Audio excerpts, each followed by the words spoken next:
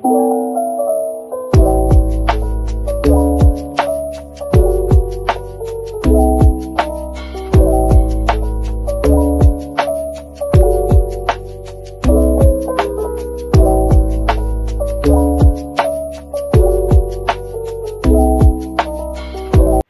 teman-teman, di sini kami akan memaparkan tentang ilmu-ilmu sosial. Simak sampai akhir ya. Ilmu pengetahuan sosial adalah disiplin yang mempelajari aspek-aspek kehidupan manusia dalam konteks sosial, budaya, dan ekonomi. Bidang ini mencakup berbagai cabang seperti sejarah, geografi, ekonomi, antropologi, sosiologi, politik, dan psikologi sosial yang semuanya berkontribusi dalam memahami interaksi antara individu, kelompok, dan institusi dalam masyarakat. Ilmu pengetahuan sosial. Menurut Sapria, pada tahun 2017, IPS merupakan mata pelajaran di tingkat SD atau MI dan menengah atau salah satu program studi di perguruan tinggi yang identik dengan istilah social studies dalam kurikulum persekolahan di negara lain seperti Amerika Serikat. Pengertian IPS di tingkat persekolahan mempunyai perbedaan makna, disesuaikan dengan karakteristik dan kebutuhan peserta didik, khususnya antara IPS untuk sekolah dasar dengan IPS untuk sekolah menengah. Pengertian IPS di persekolahan tersebut ada yang berarti nama mata pelajaran yang berdiri sendiri, gabungan dari sejumlah mata pelajaran atau disiplin ilmu, dan ada juga berarti program pengajaran. Yang selanjutnya yaitu pengertian ilmu-ilmu sosial. Menurut Sapria pada tahun 2017, dalam struktur disiplin ilmu, baik ilmu-ilmu sosial maupun ilmu pendidikan, belum ada ditemukan nama pendidikan IPS sebagai subdisiplin ilmu. Namun demikian, peran ilmu sosial tetap menjadi konten utama untuk pendidikan IPS. Walaupun demikian, Sumantri mengidentifikasi karakteristik dari ilmu-ilmu sosial sebagai berikut. Yang pertama, berbagai batang tubuh disiplin ilmu-ilmu sosial yang diorganisasikan secara sistematis dan ilmiah.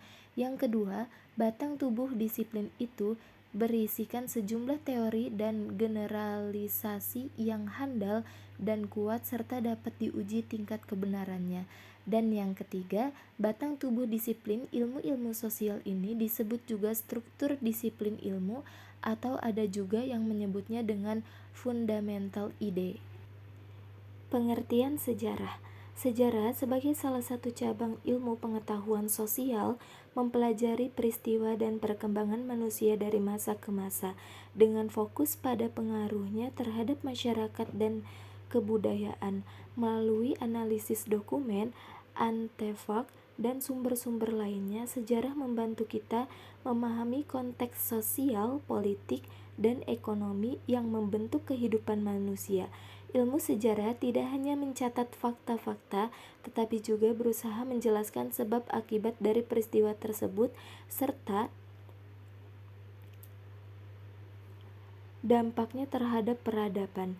Dengan mempelajari sejarah, kita dapat belajar dari pengalaman masa lalu, mengenali pola-pola yang berulang, dan memahami identitas serta nilai-nilai yang membentuk masyarakat saat ini. Ini menjadikan sejarah sebagai alat penting untuk refleksi dan perencanaan masa depan. Selain itu, adapun peran sejarah dalam memahami peristiwa sosial sangat krusial, karena sejarah memberikan konteks yang diperlukan untuk menganalisis bagaimana peristiwa masa lalu membentuk realitas sosial saat ini. Dengan mempelajari kejadian-kejadian penting seperti revolusi, konflik, atau perubahan sosial, kita dapat mengidentifikasi faktor-faktor yang berkontribusi terhadap perubahan tersebut dan dampaknya terhadap masyarakat. Sejarah juga membantu kita memahami dinamika hubungan antar kelompok sosial, termasuk kekuasaan, ketidakadilan, dan perjuangan untuk hak. Dengan demikian, pemahaman sejarah memungkinkan kita untuk melihat pola-pola yang berulang dalam peristiwa sosial seperti memberi wawasan yang lebih mendalam tentang tantangan yang dihadapi masyarakat saat ini dan masa depan. Selain peranan penting sejarah, ada pun manfaat mempelajari sejarah. Yang pertama, nilai intrinsik. Sejarah sebagai ilmu. Maksudnya, sejarah adalah ilmu yang terbuka sehingga siapapun dapat menjadi sejarah dan hasilnya dapat dipertanggungjawabkan. Sejarah sebagai cara mengetahui masa lampau. Selain mitos, sejarah merupakan cara utama untuk mengetahui masa lampau. Sebagai mengetahuinya, ada dua sikap, mempertahankan atau menolak. Dan yang ketiga, sejarah sebagai pernyataan pendapat. Secara intrinsik, sejarah memiliki kegunaan genetik dan didaktif, nilai-nilai luhur, dan setiap peristiwa masa lampau harus diwariskan untuk membentuk watak serta digunakan sebagai pendidikan. Yang selanjutnya yaitu ada nilai enkristik. Yang pertama, kegunaan inspiratif. Sejarah berguna untuk memberikan inspirasi atau pemikiran. Peristiwa-peristiwa masa lampau dapat memberikan inspirasi pada pembentukan moral dan karakter bangsa. Dan yang kedua adalah kegunaan rekreatif. Situs sejarah dan prasejarah dapat dijadikan tempat pariwisata yang akan membawa dampak bagi perekonomian daerah maupun nasional. Selain sejarah, ada pun ilmu geografi. Geografi adalah ilmu yang mempelajari interaksi antara manusia dan lingkungan, baik fisik maupun budaya. Disiplin ini mencakup analisis terhadap berbagai fenomena geospasial termasuk distribusi populasi, penggunaan lahan, dan pola iklim. Geografi tidak hanya membahas aspek fisik seperti bentuk muka bumi dan sumber daya alam, tetapi juga aspek manusia, termasuk bagaimana budaya, ekonomi, dan politik dipengaruhi oleh lokasi dan kondisi lingkungan. Adapun manfaat mempelajari geografi. Yang pertama, subjektivisme, yaitu kegunaan bagi manusia. Yang kedua, objektivisme, yaitu yang bersifat empiris baik melalui hasil percobaan, pengukuran, dan yang lainnya.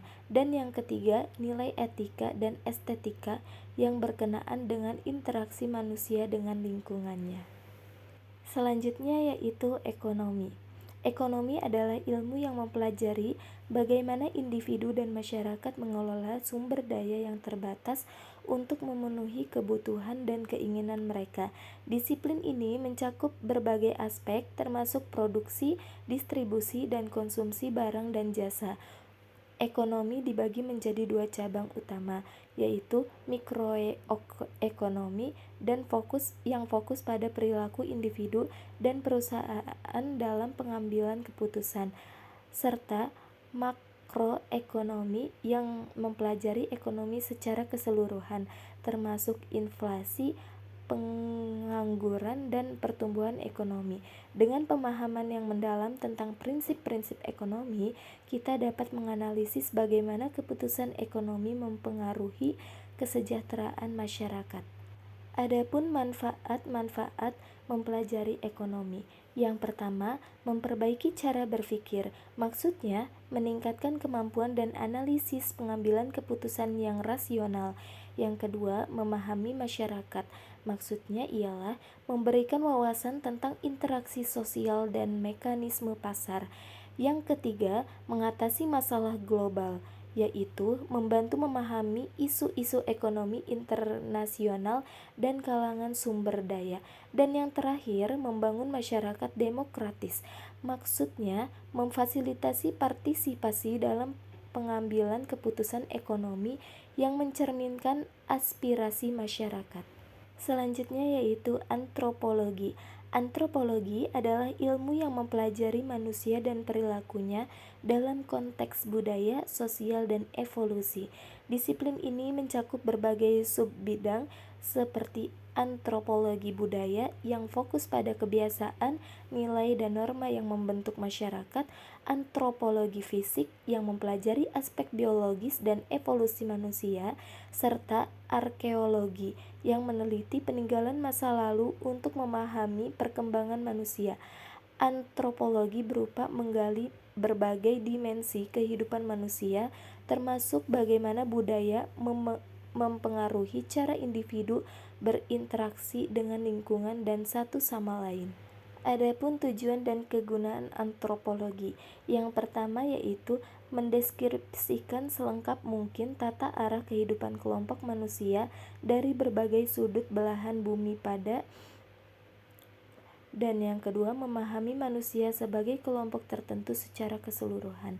Yang ketiga, menemukan prinsip-prinsip umum tentang gaya hidup manusia serta bagaimana gaya hidup itu tertentu. Selanjutnya yaitu sosiologi.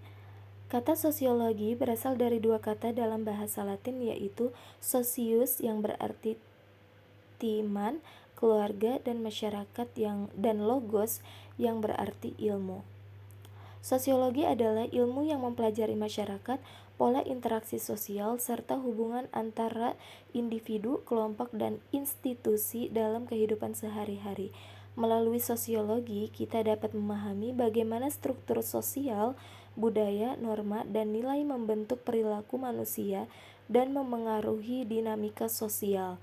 Sosiologi juga meneliti fenomena sosial seperti perubahan sosial, konflik, stratifikasi, dan mobilitas sosial dengan tujuan memahami dan menjelaskan realitas sosial secara dampaknya terhadap individu maupun masyarakat secara keseluruhan. Sosiologi bertujuan untuk memperoleh pengetahuan yang mendalam tentang masyarakat. Selain itu, sosiologi juga bertujuan untuk meningkatkan pemahaman terhadap ciri-ciri dan sifat-sifat masyarakat serta meningkatkan daya adaptasi diri dengan lingkungan hidupnya, terutama lingkungan sosial budaya. Dan yang terakhir yaitu psikologi sosial. Psikologi sosial adalah cabang ilmu psikologi yang mempelajari bagaimana pikiran, perasaan, dan perilaku individu dipengaruhi oleh keberadaan orang lain dan konteks sosial di sekitarnya. Ilmu ini mengkaji berbagai aspek seperti persepsi sosial, interaksi antar individu, dan pengaruh kelompok terhadap individu. Dengan menggunakan berbagai metode penelitian, psikologi sosial berupaya memahami dinamika yang memengaruhi sikap dan tindakan manusia dalam konteks sosial yang beragam. Psikologi sosial. Psikologi sosial adalah cabang psikologi yang paling penting memiliki beberapa tujuan keilmuan. Menurut Sarwono menjelaskan bahwa psikologi bertujuan untuk mengerti suatu gejala atau fenomena. Dengan mengerti suatu fenomena, kita dapat membuat pemahaman peramalan-peramalan tentang kapan akan terjadinya fenomena tersebut dan bagaimana hal itu akan terjadi. Selanjutnya, dengan pengertian dan kemampuan peramalan itu, kita dapat mengendalikan fenomena itu sampai batas-batas tertentu. Dapat disimpulkan, IPS dan ilmu sosial adalah kebutuhan umat manusia secara mendasar dan dapat dikatakan sebagai kebutuhan primer.